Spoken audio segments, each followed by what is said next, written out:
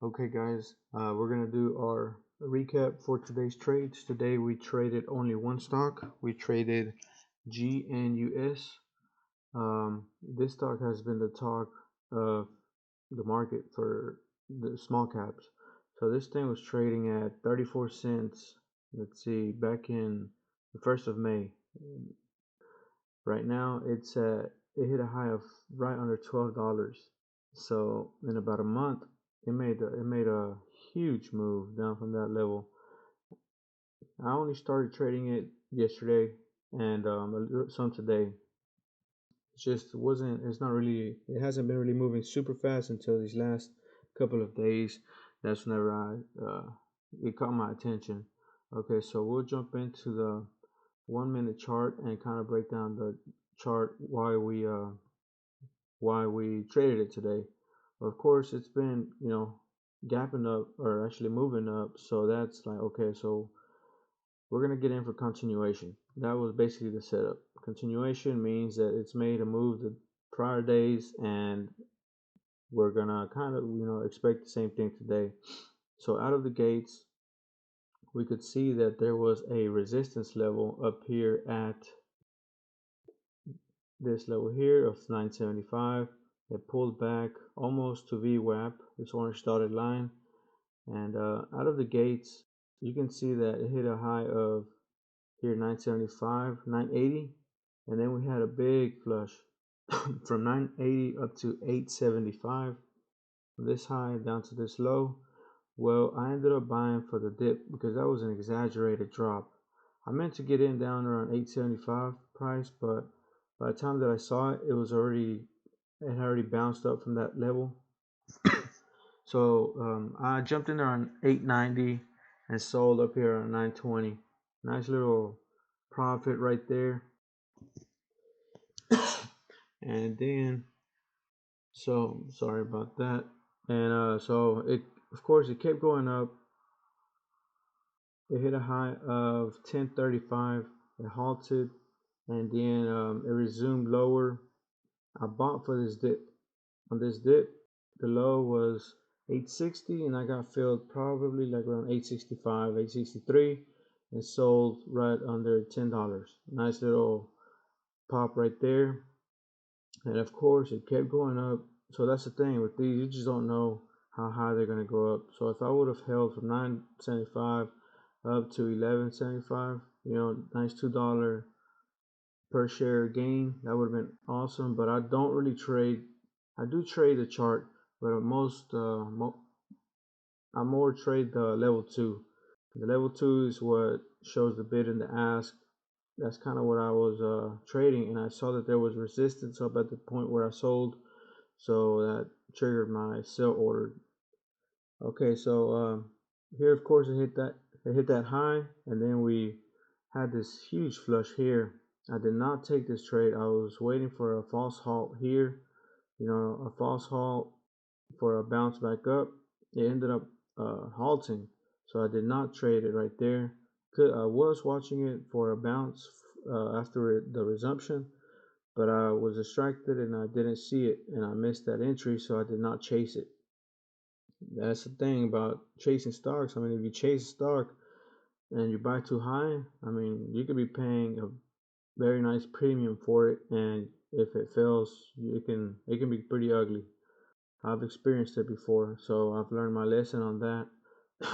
So here on this one, I bought for another potential dip buy. So it dipped. It did not go this low yet. Whenever I had bought it, it was down around this price, around 1075. I believe I jumped in around 1071, and it was kind of just chopping around. It was going up and down, up and down. I did go down about 30 cents from my entry, so I was like, okay, well, this is not it. I need to get out of this position as soon as possible. I ended up selling pretty much break even. It did end up spiking up to 1097, but by that time I was already out. I was just, once I go in red in a trade, I'm into defense mode, and I'm just if I can minimize the loss or get out break even, that's my goal. Yeah, so, although sometimes they do keep going higher, but by then, I timed my entry wrong, and I'm just focusing on getting out. Okay, so here they released some news about Citron, some short news on this stock. Basically saying that it's overvalued and it's gonna go down. Well, this thing went from 11.75 down to $7, and it's that's at this point is when I traded it. I bought in for this whenever this halt resumed for another dip buy. However, it did not work out as I had thought. I got in somewhere right under 750, around 745. It did not work, so I immediately got out at 740. So a little 5-cent loss, which is no big deal. Is I get in these trades expecting them to work right away. If they don't work, I get out, and that's really the way you need to trade any stock. If you get in there to trade, not to buy and hope. Okay, so here another halt going down. This was a 10-minute halt. Halted at 694 going down. It resumed down at 526. It dipped down to a low of 495. I bought on the bounce back up. I jumped in around 530 and sold around 580. So nice 50-cent pop right there from 530 up to 580. It almost halted going up, but it did not halt. And after that false halt, it came down lower. But I was able to capture my profit from 530 up to 580. That was a very solid trade. Let's see if we took any more trades. Yeah, we took one more trade up here. And of course, this was a bounce. You want to buy, if you could get in here on this level, the 430 price, for a move back up, that would have been awesome. But I did not take that trade, although I was watching it. So it halted going up. It resumed here at 639. It dipped down to 581 down here, and I jumped in around 583. These entries are unbelievable. I'm getting super nice entries with the hotkey that I created to buy above the bid. So I jumped in around 583 and sold up here right under 625. Nice little winner right there. Of course, it went higher, halted at 677, and then it just kept going higher. I could have held, and again, I am kind of wanting to move into the strategy where I sell half and hold the other half and potentially add for a bigger move. But as of right now, with the share size that I'm trading, it's just not really worth to take that many trades.